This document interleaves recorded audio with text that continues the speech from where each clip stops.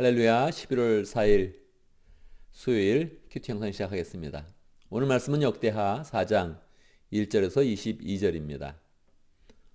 오늘 말씀에는 성전의 여러 가지 기구들을 설명해 주고 있습니다. 보통 성스러운 그런 기구들, 그래서 보통 성물이다 그렇게 이야기를 하지요. 역대하는 계속 성전에 대한 그런 내용을 많이 다루고 있습니다. 왜 성전을 다루고 있을까요? 성전이 하나님의 지혜이기 때문에 그렇습니다. 지혜 있는 사람은 하나님의 성전을 잘 모시고 또 자기라는 삶 가운데 성전을 가지는 것입니다. 그래서 하나님께서 우리를 만나 주시고 또 우리에게 은혜 주시는 그런 그 길을 잘 열어가는 것이죠. 성전 자체가 사람들이 하나님께 나아갈 수 없는데 하나님께서 하나님께 나올 수 있는 그런 길을 열어주신 것입니다. 거룩한 그런 길을 열어주셔서 바로 그 성전을 우리의 그런 삶 가운데 갖는 것, 그게 하나님이 우리에게 주시는 가장 큰 지혜인 것입니다. 그래서 우리는 이 내용을 볼 때마다 내가 하나님이 열어주신 그런 통로를 통하여서 담대하게 하나님께 나가서 은혜를 누리고 하나님의 그런 축복을 누린다, 이렇게 마음을 먹으면 좋겠습니다. 이 성전을 생각할 때는 사실은 두 가지를 더 생각해야 되는데, 첫 번째는 성전이 성막에서 왔다는 거, 성막에서 와서 성전이 되었고, 그리고 이 성전은 자연스럽게 예수 그리스도로 이어지게 됩니다. 성전 자체가 예수님을 상징하는 것이죠. 그런데 우리의 그런 삶 가운데 꼭 하나 더 뛰어넘어서 소망으로 우리의 한계를 뛰어넘어서 나가야 될 그런 방향이 우리가 성전이라는 것입니다. 사실 성전의 그런 그 모든 내용은 성막과 성전이 예수님을 향하고 있다, 이렇게 나와 있는데 결국에는 우리가 성전이 되는 것이다, 이렇게 생각하는 것이 아주 중요합니다. 이것은 굉장히 어려운 것이죠. 왜냐하면 예수님을 거룩하게 보고 성전을 거룩하게 보는 것은 괜찮은데 우리의 그런 삶을 거룩하게 보겠다, 내가 성전이다, 이렇게 선언하기는 굉장히 어려운 것입니다. 그러나 고린도전서 3장 16절에 보면 사도 바울이 말하고 있지 않습니까? 너희가 하나님의 성전인 것과 하나님의 성령이 너희 안에 거하시는 것을 알지 못하느뇨. 우리가 성전이 안 된다면 이 성전을 보는 것이 무슨 의미가 있겠습니까?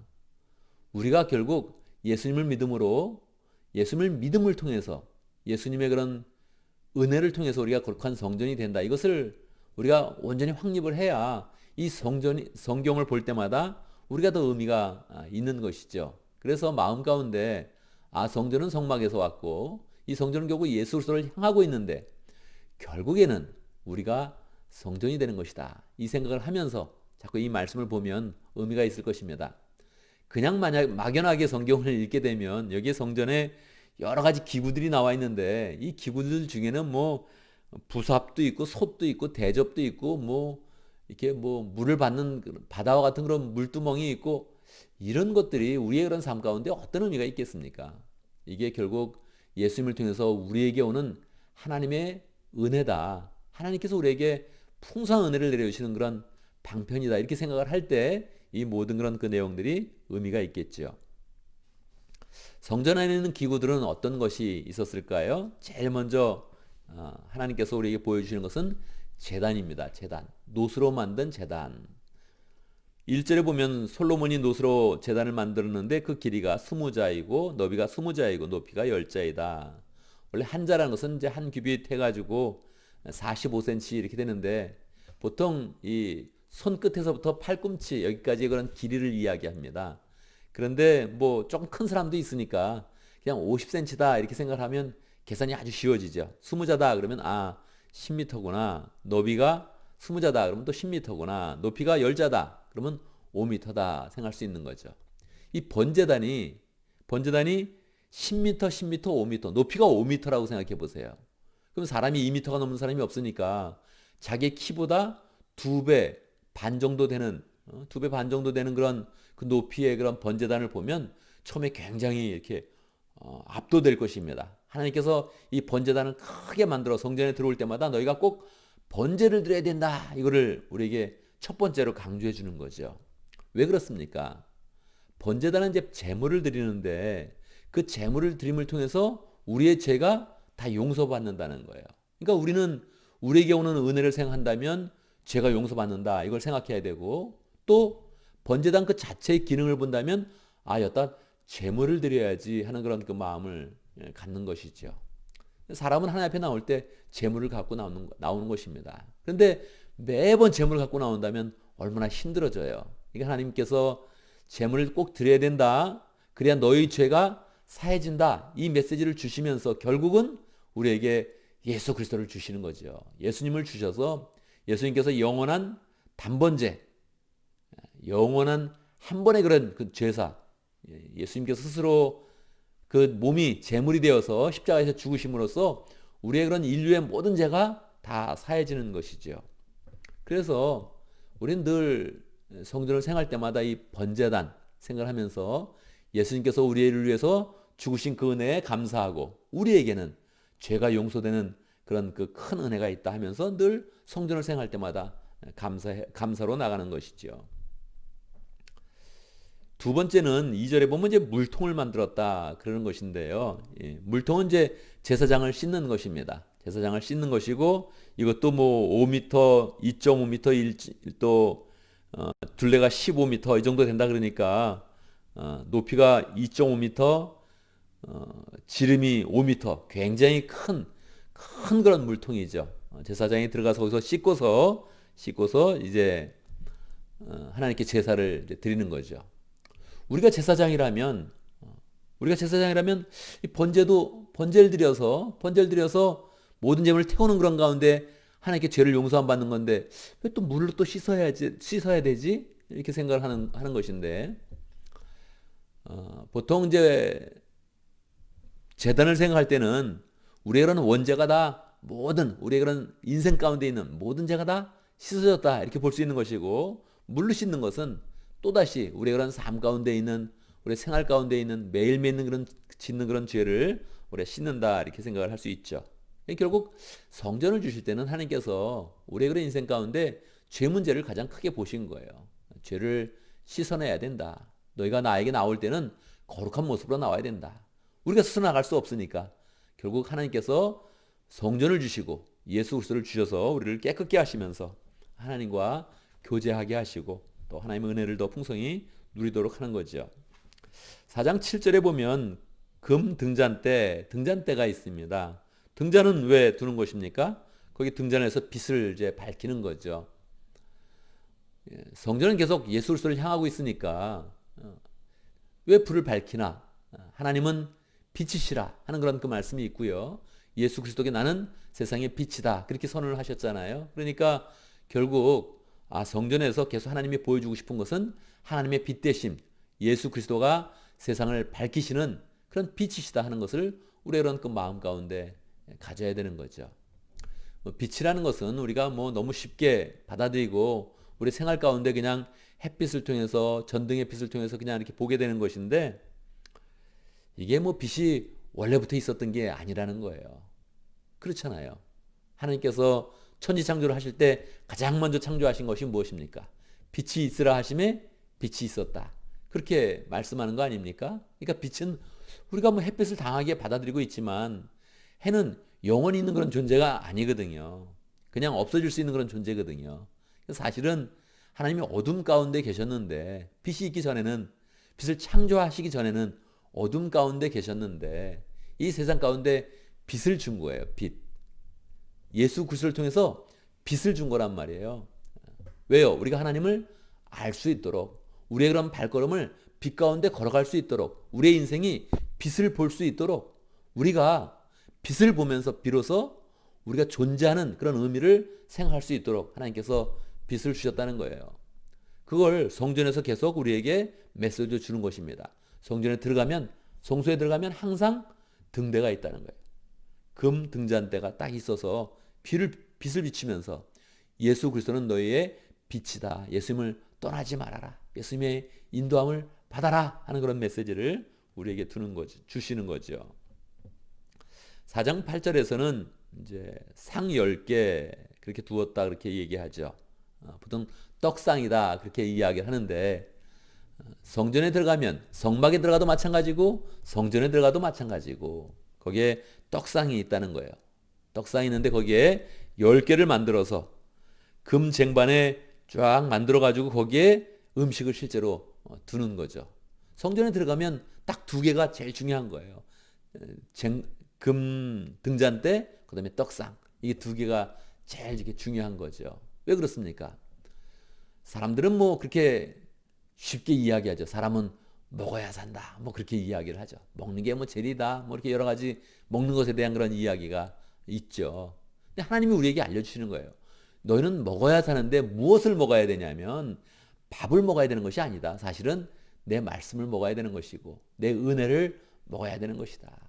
내 축복을 먹어야 되는 것이다. 그렇게 알려주는 거죠. 그러니까 성전에 딱 들어가면 세 가지가 제일 중요한 거예요. 번제단, 그다음에 등잔대, 그다음에 떡상. 이 세 가지가 가장 핵심적인 것이죠. 성막에서도 핵심적이었고 성전을 만들 때에도 그것을 가장 핵심적으로 만들어서 그것을 자세하게 설명해 주는 거예요. 왜? 이 설명을 하면서 예수 그리스도의 은혜가 우리에게 어떻게 오는지를 알려주는 거예요. 예수 그리스도의 은혜는 죄 용서함으로 온다. 그리고 예수 그리스도의 은혜는 너의 삶을 밝혀주는 것이다. 어떻게 살아야 될지, 무엇을 하면서 살아야 될지 인생의 목표도 알려주고 발걸음을 인도해 주시면서 우리의 인생을 축복해 주신다는 거예요. 그리고 항상 우리 가운데 생명의 말씀을 공급하시고 영혼의 양식을 공급하시고 실제적으로 우리에게 밥을 주시면서 양식을 주시면서 너의 생명의 모든 근원은 나다. 이것을 하나님께서 가장 우리에게 자세히 알려주고 싶다는 거예요. 11절에 보면 이렇게 후람은 솔로몬 왕이 하나님이 성전에다가 해 놓으라고 시킨 모든 일을 마쳤다. 이것은 사람이 생각해서 그냥 만든 기구들이 아니라 하나님이 꼭 해 놓으라고 도면까지 주셔서 그렇게 지시하신 그런 그 내용들을 다 그렇게 만들었다는 겁니다. 그래서 12절부터 22절까지 또 후람이 만들어 놨던 여러 가지 그런 기구들이 계속적으로 기록되어져 있습니다. 맨 마지막 절 22절에 보면 성전의 맨 안쪽 지성소의 문짝들과 성전의 본관의 문짝들이었다. 이 문짝들도 금으로 입혔다. 성전에 많은 그런 내용들이 금으로 되어졌고 조금 중요하지 않은 것은 놋으로 만들어졌고 그래서 거기에 온갖 놋과 금들이 굉장히 많이 사용됐다는 거예요. 그래서 놋은 너무나 무거워서 얼만큼 들어갔는지 무게를 잴 수 없었다. 그렇게 나오고 있죠. 하나님이 예수 그리스도의 그런 계시가 확연하게 드러나지 않은 그런 그때에 성전을 주시면서 계속적으로 하나님께 나가는 그런 거룩한 길을 하나님의 그런 백성들에게 알려주신 그런 내용이 역대하 4장의 그런 내용입니다. 우리는 예수 그리스도의 그런 내용을 더 분명히 알았으니까 우리 그런 삶 가운데 예수님을 통해서 정말 죄 용서함을 받고 늘 빛을 비치는 그 길을 따라서 은혜의 길을 가고 또 떡상을 통해서 생명의 양식을 늘 하나님께 공급받습니다. 이런 마음으로 늘 감사하면서 주님께서 열어놓으신 거룩한 그런 길을 담대하게 나아가야겠습니다. 오늘도 우리는 말씀 가운데 기도 제목을 붙잡습니다. 우리가 하나님께 죄 용서함을 받은 것, 빛으로 인도되는 것, 또 예수님을 통해서 늘 생명을 공급받고 있는 것 감사하면서 예수님의 은혜를 더 풍성히 누리는 복된 사람이 될 수 있도록 함께 기도합니다. 오늘도 목장을 위해서 기도하는데요. 오늘 차영지 목장을 위해서 기도하겠습니다. 차영지 목장의 전종민 목자님, 이현지 부목자님, 그리고 차영지 운동 대표의 허천혜 목사님을 위해서 기도합니다. 우리 교회를 위해서 기도하는데 오늘은 내년도 계획을 위해서 기도하겠습니다. 내년도에 그런 계획들을 잘 세우고 또 남은 한 달 우리가 올 한 해에게 해야 될 일들을 다 잘 감당해서 아름답게 잘 마무리할 수 있도록 아직 팀장이 다 결정되지 않았습니다. 팀장들도 잘 세워져서 또 내년에 그런 모든 그런 계획들이 소망 가운데 잘 세워질 수 있도록 그렇게 기도하겠습니다. 제가 먼저 기도하고 우리가 합심으로 또 기도합니다. 기도하겠습니다. 세밀하신 하나님의 그런 사랑을 찬양합니다. 하나님께서 우리에게 거룩한 길로 나올 수 있도록 하나님 앞에 거룩한 모습으로 나올 수 있도록 우리에게 성막을 주시고 성전을 주신 것 감사합니다. 결국에는 우리 가운데 하나님의 독생자 예수 그리스도를 은혜 가운데 주신 것 정말로 감사합니다. 하나님이 의미를 닮아서 거룩한 은혜를 담아서 우리에게 늘 하나님께 나올 수 있도록 성전을 주시고 예수 그리스도를 주시고 우리가 성전이 되게 해주셨는데 하나님 기쁜 마음으로 그 은혜를 늘 풍성하게 누리는 그런 가운데 하나님을 찬양하고 감사하고 하나님께 영광 누리는 복된 사람 될 수 있도록 인도하여 주옵소서. 하나님 오늘날 우리에게 또 목장을 주셔서 목장이 성전 되게 하시고 교회 되게 하시고 또 믿음의 그런 가족 될 수 있도록 역사하신 것 감사합니다. 기쁨으로 잘 누릴 수 있도록 역사해 주시고 하나님 특별히 차영지 목장의 전정민 목자님 이 전정민 목자님 정하영 부목자님 축복하여 주시고 은혜 가운데 차영지 목장이 늘 하나님의 은혜 가운데 굳건하게 세워줄 수 있도록 축복하여 주시옵소서. 허천의 목사님 차영지 운동을 위해서 세계적으로 운동을 펼치고 있는데 하나님 정말로 이 시대에 차영지 운동이 필요합니다. 우리 가운데 차세대들이 영적으로 지도자가 되어서 온전히 잘 세워지는 모습들을 잘 볼 수 있도록 인도해 주시고 우리 교회도 차영지들을 잘 세워갈 수 있도록 축복하여 주옵소서.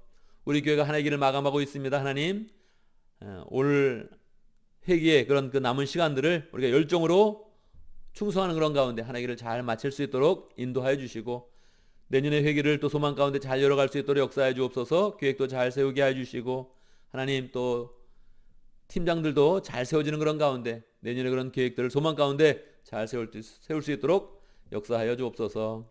오늘도 주의 은혜 가운데 새날을 맞이했습니다. 오늘 수요일 은혜 가운데 잘 지내게 해주시고 하나님의 지혜 가운데 하나님과 동행하는 그런 가운데 모든 한 일들이 거룩함으로 열매 맺을 수 있도록 인도하여 주옵소서. 죄로 나가는 길목을 막아주시고 죄된 생각들을 막아주시고 하나님 어리석은 그런 계획들을 다 버리는 그런 가운데 하나님의 은혜 가운데 온전히 세워지는 하루 될 수 있도록 축복하여 주옵소서. 예수님의 이름으로 기도드리옵나이다. 아멘.